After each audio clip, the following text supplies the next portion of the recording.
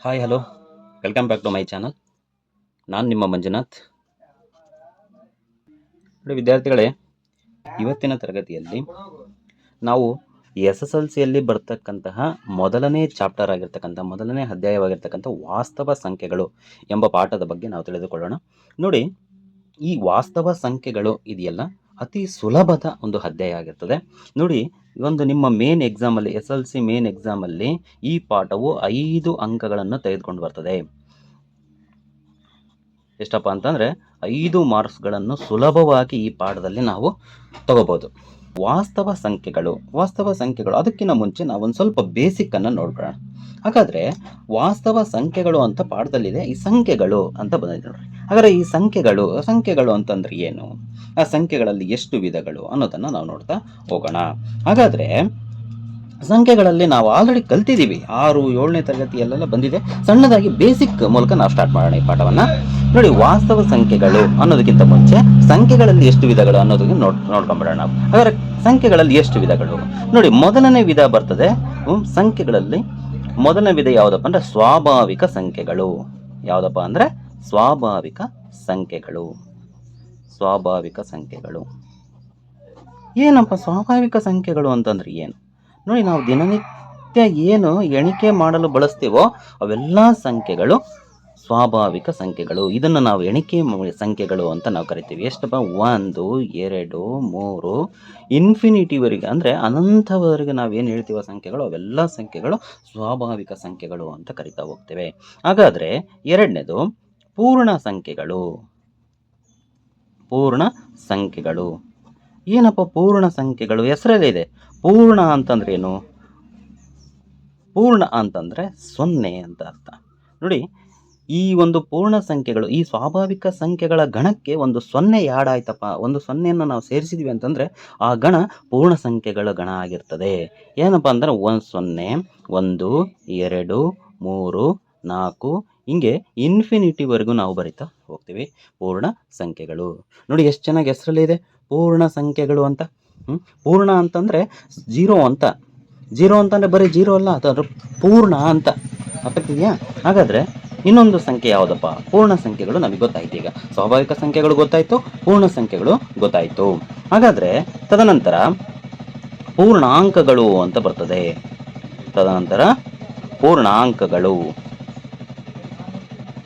ಏನಪ್ಪ ಪೂರ್ಣಾಂಕಗಳು ಅಂತಂದ್ರೆ ಏನು? ಹಾಗಾದ್ರೆ ಪೂರ್ಣಾಂಕಗಳು ಅಂತಂದ್ರೆ ಏನು?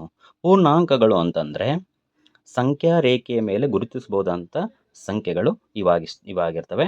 ಈಗ ನೋಡಿಲ್ಲಿ, ಈಗ 0ಯನ್ನು ಹೊರತುಪಡಿಸಿ ಬಲಭಾಗಕ್ಕೆ ಹೋಗ್ತಾ ಹೋದಂತೆಲ್ಲ, 0ಯಿಂದ ಬಲಭಾಗಕ್ಕೆ ಹೋದಂತೆಲ್ಲ ನಮಗೆ ಸಿಗ್ತಕ್ಕಂಥ ಎಲ್ಲ ಸಂಖ್ಯೆಗಳು ಧನಾತ್ಮಕ ಸಂಖ್ಯೆಗಳಾಗಿರ್ತವೆ. ಎಲ್ಲಿವರೆಗೆ? +∞ವರೆಗೆ. ಎಡಭಾಗಕ್ಕೆ ಬರ್ತಾ ಹೋದಂತೆಲ್ಲ ಋಣಾತ್ಮಕ ಸಂಖ್ಯೆಗಳಾಗಿರ್ತವೆ. ಎಲ್ಲಿವರೆಗೂ? ಅದು ಕೂಡ -∞ವರೆಗೆ. ಹಾಗಾದ್ರೆ ಇವೆಲ್ಲ ಸಂಖ್ಯೆಗಳನ್ನು ಪೂರ್ಣಾಂಕಗಳು ಅಂತ ಕರಿತೀವಿ. ಹಾಗಾದ್ರೆ ಪೂರ್ಣಾಂಕಗಳು ಅಂತಂದ್ರೆ ಏನು? 0ಯನ್ನು ಒಳಗೊಂಡಂತೆ ಧನಾತ್ಮಕ ಸಂಖ್ಯೆಗಳು ಮತ್ತು ಋಣಾತ್ಮಕ ಸಂಖ್ಯೆಗಳು, ಎಲ್ಲ ಸಂಖ್ಯೆಗಳನ್ನು ನಾವು ಪೂರ್ಣಾಂಕಗಳು ಅಂತ ಕರಿತೀವಿ. ಹಾಗಾದ್ರೆ ತದನಂತರ ಇನ್ಯಾವ ಸಂಖ್ಯೆಗಳು ಬರ್ತಾವಪ್ಪ ಅಂತಂದ್ರೆ ನಮಗೆ ಬರ್ತಕ್ಕಂಥದ್ದು ಭಾಜ್ಯ ಸಂಖ್ಯೆಗಳು. ಇದರ ಬಗ್ಗೆ ನಮಗೆ ಆಲ್ರೆಡಿ ಗೊತ್ತಿದೆ, 7ನೇ ಕ್ಲಾಸಲ್ಲಿ ಬಂದಿರಬೇಕು. ಭಾಜ್ಯ ಸಂಖ್ಯೆಗಳು ಏನು? ಭಾಜ್ಯ ಸಂಖ್ಯೆಗಳು ಅಂತಂದ್ರೆ ಏನಪ್ಪಾ ಅಂತಂದ್ರೆ ನೋಡಿ, 2ಕ್ಕಿಂತ ಹೆಚ್ಚಿನ ಸಂಖ್ಯೆಗಳ ಮೂಲಕ ನಿಶೇಷವಾಗಿ ಭಾಗವಾಗುವ ಸಂಖ್ಯೆಗಳು. ಹಾಗಾದ್ರೆ ಯಾವ ಸಂಖ್ಯೆಗಳು? ನಾವು 1ರಿಂದ ಎಣಿಸ್ತಾ ಹೋಗೋಣ. ಈಗ ನೋಡಿ, 1ನ್ನು ತಗೊಳ್ಳಿ. 1 ಯಾವ ಸಂಖ್ಯೆಯಿಂದ? 1ರಿಂದಲೇ ಹೋಗ್ತದೆ. ಹಾಗಾದ್ರೆ 2ನ್ನು ತಗೊಳ್ರಿ. 2 1 2, 1 2 2, ಬರೀ 2 ಸಂಖ್ಯೆ. 1ನ್ನು ಬಿಟ್ಕೊಂಡ್ರೆ ಇನ್ನೇನು ಅದೇ ಮಗ್ಗಿಯಿಂದ ಹೋಗ್ತಕ್ಕಂಥ ಸಂಖ್ಯೆ ಅದು. 3ನ್ನು ತಗೊಳ್ಳಿ. 3 ಅದು ಯಾವ ಮಗ್ಗಿಗೆ ಹೋಗ್ತದೆ? 3 3 1 3 ಅಥವಾ 1 3 3 ಅಲ್ವಾ? ಹಾಗಾದ್ರೆ 4 ತಗೊಳ್ಳಿ. 4 ನೋಡಿ, ಎಷ್ಟು ಸಂಖ್ಯೆಯಿಂದ ಹೋಗ್ತದೆ 4? ಹಾಗಾದ್ರೆ ನೋಡಿ, 2 2 4, 1 4 4, 4 1 4. ನೋಡಿ, 3 ಸಂಖ್ಯೆಗಳ ಮೂಲಕ ನಿಶೇಷವಾಗಿ ಭಾಗ ಆಗ್ತಕ್ಕಂಥ ಸಂಖ್ಯೆ ಯಾವುದಪ್ಪ ಅಂತಂದ್ರೆ ಅದು 4. ಇಂತಹ ಸಂಖ್ಯೆಗಳನ್ನು ನಾವು ಭಾಜ್ಯ ಸಂಖ್ಯೆಗಳು ಅಂತ ಕರಿತೀವಿ. ಇಂತಹ ಸಂಖ್ಯೆಗಳನ್ನು ನಾವೇನಂತ ಕರಿತೀವಿ? ಭಾಜ್ಯ ಸಂಖ್ಯೆಗಳು. ಇವನ್ನೇನಂತ ಕರಿತೀವಿ ಅಂತಂದ್ರೆ ಅಪವರ್ತನಗಳು ಅಂತ ಕರಿತೀವಿ. ಅಟ್ಲೀಸ್ಟ್ 3 ಅಥವಾ 3ಕ್ಕಿಂತ ಹೆಚ್ಚು ಅಪವರ್ತನಗಳನ್ನು ಒಳಗೊಂಡಿರ್ತಕ್ಕಂಥ ಸಂಖ್ಯೆಗಳನ್ನು ನಾವು ಭಾಜ್ಯ ಸಂಖ್ಯೆಗಳು. ಇನ್ಯಾವಾದ್ರೂ ಹೇಳ್ತೀರಾ ನೀವು ಕಮೆಂಟ್ ಸೆಕ್ಷನಲ್ಲಿ ಕಮೆಂಟ್ ಹಾಕಿ. ಭಾಜ್ಯ ಸಂಖ್ಯೆಗಳು ಇನ್ಯಾವ್ಯಾವೆಲ್ಲ ಬರ್ತವೆ ಅಂತ. ನೋಡಿ 5 ಬರ್ತದ? 5 ಬರೋದಿಲ್ಲ. 5ಗೆ ಒಂದು ಎರಡೇ ಮಗ್ಗಿಂದ ಹೋಗೋದು. ಯಾವ ಮಗ್ಗಿಂದ? 5 ಒಂದ್ಲೆ 5, 1 5 5. ನೋಡಿ ನೆಕ್ಸ್ಟ್ 6. ನೆಕ್ಸ್ಟ್ 7 ಬರ್ತದ? 7 ಬರೋದಿಲ್ಲ. 7 ಎಷ್ಟು ಮಗ್ಗಿ ಹೋಗ್ತದೆ? 7 ಒಂದ್ಲೆ 7 ಅಥವಾ 1 7 7 ಅಷ್ಟೇ.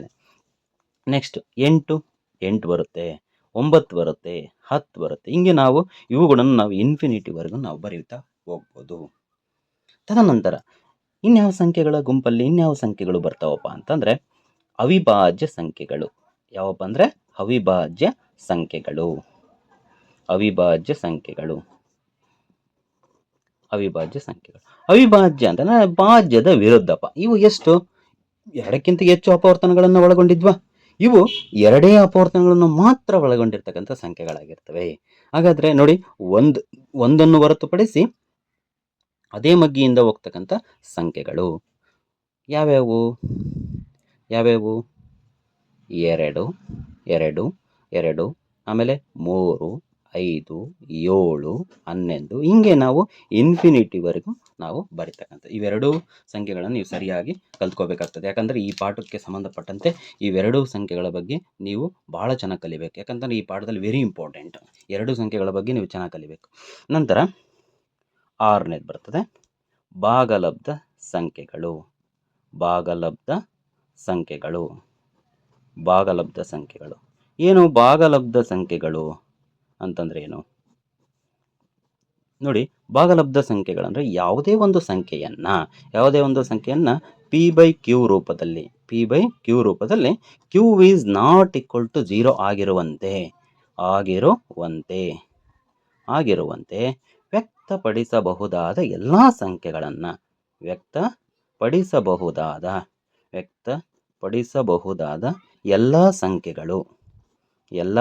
ಸಂಖ್ಯೆಗಳನ್ನು ನಾವು ಭಾಗಲಬ್ಧ ಸಂಖ್ಯೆಗಳು ಅಂತ ಕರಿತೀವಿ. ಎಲ್ಲ ಸಂಖ್ಯೆಗಳನ್ನು ನಾವೇನಂತ ಕರಿತೀವಿ? ಭಾಗಲಬ್ಧ ಸಂಖ್ಯೆಗಳು ಅಂತ ಕರಿತಾ ಹೋಗ್ತೀವಿ. ಹಾಗಾದರೆ ಇನ್ನೊಂದು ಸಂಖ್ಯೆ ಬರ್ತದೆ ಅಭಾಗಲಬ್ಧ ಸಂಖ್ಯೆ. ಇದೇನು ಸಿಂಪಲ್ ಆಗಿದೆ. ಭಾಗಲಬ್ಧದ ವಿರುದ್ಧ ಸಂಖ್ಯೆಯೇ ಅಭಾಗಲಬ್ಧ ಸಂಖ್ಯೆ ಅಲ್ವಾ? ಅಭಾಗಲಬ್ಧ ಸಂಖ್ಯೆ ಏನಿದೆ? ಅಭಾಗಲಬ್ಧ ಸಂಖ್ಯೆ ಅಂದರೆ p/q ರೂಪದಲ್ಲಿ ವ್ಯಕ್ತಪಡಿಸಕ್ಕೆ ಸಾಧ್ಯ ಇರುವ ಸಂಖ್ಯೆಗಳು. p/q ರೂಪದಲ್ಲಿ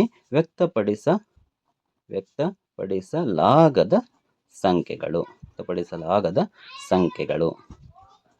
ಸಂಖ್ಯೆಗಳು. ಹಾಗಾದರೆ ನಿಮಗೆ ಗೊತ್ತಿರಬೇಕು, ಭಾಗಲಬ್ಧ ಸಂಖ್ಯೆಗಳಂದ್ರೆ ಅಂತ ಗೊತ್ತಾಯಿತು, ಅಭಾಗಲಬ್ಧ ಸಂಖ್ಯೆಗಳಂದ್ರೆ ಅಂತ ಗೊತ್ತಾಯಿತು. ಹಾಗಾದ್ರೆ ಈಗ ನೋಡಿ, ನಾನು ಬರಿತಾ ಹೋಗ್ತಾನೆ ಇಲ್ಲಿ ಭಾಗಲಬ್ಧ ಸಂಖ್ಯೆಗಳು ಸಂಖ್ಯೆ. ಈ ಕಡೆ ಇನ್ನೊಂದು ಲೀಸ್ಟ್ ಮಾಡ್ತೇನೆ ನಾನು. ಈ ಕಡೆ ಅಭಾಗಲಬ್ಧ ಸಂಖ್ಯೆ ಅಂತ ಲೀಸ್ಟ್ ಮಾಡ್ತೇನೆ. ಅಭಾಗಲಬ್ಧ ಸಂಖ್ಯೆ ಅಂತ ಲೀಸ್ಟ್ ಮಾಡ್ತೇನೆ. ಹಾಗಾದರೆ ಭಾಗಲಬ್ಧ ಸಂಖ್ಯೆಗಳಿಗೆ ನೀವು ಉದಾಹರಣೆ ಕೊಡ್ಬೋದಾ? ಕಮೆಂಟ್ ಸೆಕ್ಷನಲ್ಲಿ ಉದಾಹರಣೆಯನ್ನು ಕೊಡ್ತಾ ಹೋಗ್ರಿ, ನಾನು ನೋಡ್ತೀನಿ, ಚೆಕ್ ಮಾಡ್ತೀನಿ.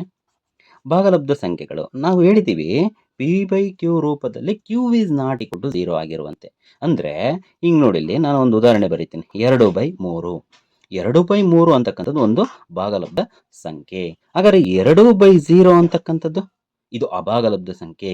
ನಮಗೆ ಕಂಡೀಷನ್ ಹೇಳ್ತದೆ ಭಾಗಲಬ್ಧ ಸಂಖ್ಯೆಯಲ್ಲಿ q is not equal to 0 ಆಗಿರಬಾರ್ದು. ಅಂದರೆ q ನ ಬೆಲೆ 0 ಆಗಿರಬಾರ್ದು, ಏನಾದರೂ ಆಗಿರಲಿ. ಹಾಗಾದರೆ ಇನ್ನೊಂದು ಪ್ರಶ್ನೆ, ಇದು ಅಭಾಗಲಬ್ಧ ಸಂಖ್ಯೆ. ಅಂದರೆ ಇದು ಭಾಗಲಬ್ಧ ಸಂಖ್ಯೆಯೂ ಅಲ್ಲ, ಅಭಾಗಲಬ್ಧ ಸಂಖ್ಯೆಯೂ ಅಲ್ಲ, ಆದರೆ ಇದನ್ನು ಡಿಫೈನ್ ಮಾಡ್ಲಿಕ್ಕೆ ಸಾಧ್ಯನೇ ಇಲ್ಲ. ಹಾಗಾದರೆ ಇದರ ಬೆಲೆಗೆ ಏನಪ್ಪ? ನಾಟ್ ಡಿಫೈನ್ ಅಂತ ಬರ್ತದೆ. Not define. ಹಾಗಾದರೆ ಭಾಗಲಬ್ಧ ಸಂಖ್ಯೆಗೆ ಇನ್ನೊಂದು ಉದಾಹರಣೆ ಕೊಡ್ತೀನಿ. ಈಗ ನೀವೇ ಹೇಳಬೇಕು ಕಮೆಂಟ್ ಸೆಕ್ಷನಲ್ಲಿ, ಇದನ್ನು ಕಮೆಂಟ್ ಮಾಡ್ರಿ. 0/4 ಅನ್ನೋದು ಭಾಗಲಬ್ಧನ ಅಭಾಗಲಬ್ಧನ ಅಂತ. ಇದು ಭಾಗಲಬ್ಧನ ಅಭಾಗಲಬ್ಧನ ಅಂತ, ಭಾಗಲಬ್ಧ ಅಥವಾ ಅಭಾಗನ ಅಂತ ಕಮೆಂಟ್ ಮಾಡಿ. ಹಾಗಾದ್ರೆ ಅಭಾಗಲಬ್ಧ ಸಂಖ್ಯೆಗಳ ಉದಾಹರಣೆ ಯಾವಪ್ಪ ಅಂದ್ರೆ ನಿಮ್ಗೆ ಆಲ್ರೆಡಿ ಗೊತ್ತಿದೆ. √2, √5, √6. ಹಾಗಾದ್ರೆ √4 ಅಂತಕ್ಕಂಥದ್ದು ಇದು ಅಭಾಗಲಬ್ಧ ಸಂಖ್ಯೆನಾ? ಇದು ಕೂಡ ಕಮೆಂಟ್ ಸೆಕ್ಷನ್ ಕಮೆಂಟ್ ಮಾಡಿ. ನೀವು ನಿಮ್ಮ ಕಡೆಯಿಂದ ಯಾವ ಉತ್ತರ ಬರುತ್ತೆ ನಾವು ಚೆಕ್ ಮಾಡ್ತೇನೆ. √2 √5 ಇವೆಲ್ಲವೂ ಅಭಾಗಲಬ್ಧ ಸಂಖ್ಯೆನೇ. ಓಕೆ, √4 ಅಂತಕ್ಕಂಥದ್ದು ಇದು ಭಾಗಲಬ್ಧ ಸಂಖ್ಯೆನಾ ಅಥವಾ ಅಭಾಗಲಬ್ಧ ಸಂಖ್ಯೆನಾ? ಯಾಕಂತಂದ್ರೆ ಸರ್ ಎಲ್ಲವಕ್ಕೂ ರೂಟ್ ಹಾಕೊಂಡ್ಬಂದಿದ್ರೆ ಇದಕ್ಕೂ ರೂಟ್ ಹಾಕಿದ್ರೆ ಇದು ಅಭಾಗಲಬ್ಧ ಆಗೋದಿಲ್ವಾ ಅಂತ ನೀವು ಕೇಳ್ಬೋದು. ಕಮೆಂಟ್ ಸೆಕ್ಷನಲ್ಲಿ ಕಮೆಂಟ್ ಹಾಕ್ರಿ, ನೋಡೋಣ ಏನು ಕಮೆಂಟ್ ಬರುತ್ತೆ ನೋಡೋಣ. ಇದು ಭಾಗಲಬ್ಧನ ಅಥವಾ ಅಭಾಗಲಬ್ಧನ ಅಂತ ನೋಡೋಣ. ಪೈ ಅಂತಕ್ಕಂಥ ಒಂದು ಬೆಲೆ ಗೊತ್ತಿರ್ಬೋದು ನಿಮಗೆ. ಪೈ ಇದು ನೆಕ್ಸ್ಟ್ ಕ್ಲಾಸಲ್ಲಿ ನಾನು ಹೇಳ್ತಾ ಹೋಗ್ತೇನೆ. ಪೈ ಅಂದ್ರೇನು, ಪೈ ಯಾಕೆ ಬಂತು ಅಂತ ಹೇಳ್ತಾ ಹೋಗ್ತೇನೆ. ಪೈ ಅಂತಂದ್ರೆ ಇದರ ಬೆಲೆ ಏನು? 3.142 ಅಂತ ನಾವು ತಿಳ್ಕೊಂಡಿವಿ. ಇದು ಸುಮಾರು ಬರ್ತಾನೆ ಹೋಗ್ತದೆ. 3.142 ನಾವು ಲೆಕ್ಕ ಮಾಡೋದಕ್ಕೋಸ್ಕರ ಈ ವ್ಯಾಲ್ಯೂವನ್ನು ತಗೊಳ್ತೀವಿ. 3.142 ಅಂತಂದ್ರೆ ನಾವು ದಶಮಾಂಶ ವಿಸ್ತರಣೆಯಲ್ಲಿ ವಿಸ್ತರಿಸಿದ್ರೆ 22/7 ಅಂತಕ್ಕಂಥದ್ದು ಬರುತ್ತೆ. ಹಾಗಾದ್ರೆ 22/7 ಅಂತಕ್ಕಂಥದ್ದು ಭಾಗಲಬ್ಧನ ಅಭಾಗಲಬ್ಧನ ಅಂತಂದ್ರೆ ಇದು ಅಭಾಗಲಬ್ಧ ಸಂಖ್ಯೆ ಆಗಿರುತ್ತೆ. ಇದು ಅಭಾಗಲಬ್ಧ ಸಂಖ್ಯೆ ಆಗಿರುತ್ತೆ. ಯಾಕೆ ಸರ್ ಇದು ಅಭಾಗಲಬ್ಧ ಸಂಖ್ಯೆ ಅಂತೀರಾ? p/q ರೂಪದಲ್ಲಿ ಬಂದಿದೆಯಲ್ಲ. q is not equal to 0 ಇಲ್ಲ, ಇದೆ, ಕಂಡೀಷನ್ ಅಪ್ಲೈ ಆಗೈತೆ. ಹಾಗಾದ್ರೆ ಇದ್ಯಾಕೆ ಅಭಾಗಲಬ್ಧ ಅಂತೀರಿ? ನೀವು 9ನೇ ಕ್ಲಾಸಲ್ಲಿ ಕಲ್ತಿದ್ದೀರಿ ಮಕ್ಕಳೇ. ದಶಮಾಂಶ ವಿಸ್ತರಣೆಯ ಮೂಲಕ ಯಾವುದು ಭಾಗಲಬ್ಧ ಯಾವುದು ಅಭಾಗಲಬ್ಧ ಅಂತಕ್ಕಂಥದ್ದನ್ನು ನಿಮಗೆ ಗೊತ್ತಿದೆ. ಹಂಗಾಗಿ ಇದರ ದಶಮಾಂಶ ವಿಸ್ತರಣೆ 3.142 ಸಮಥಿಂಗ್ ಬರ್ತಾನೆ ಹೋಗ್ತದೆ. ಎಂಡ್ ಅನ್ನೋದು ಇರೋದಿಲ್ಲ. ನಮಗೆ ಯಾವುದು ಭಾಗಲಬ್ಧ ಯಾವುದು ಅಭಾಗಲಬ್ಧ ಅಂತ ಕರೆಕ್ಟಾಗಿ ಗೊತ್ತಾಗಬೇಕು ಅಂತಂತಂದ್ರೆ ಅದರ ದಶಮಾಂಶ ವಿಸ್ತರಣೆಯನ್ನು ನಾವು ನೋಡಬೇಕು. For example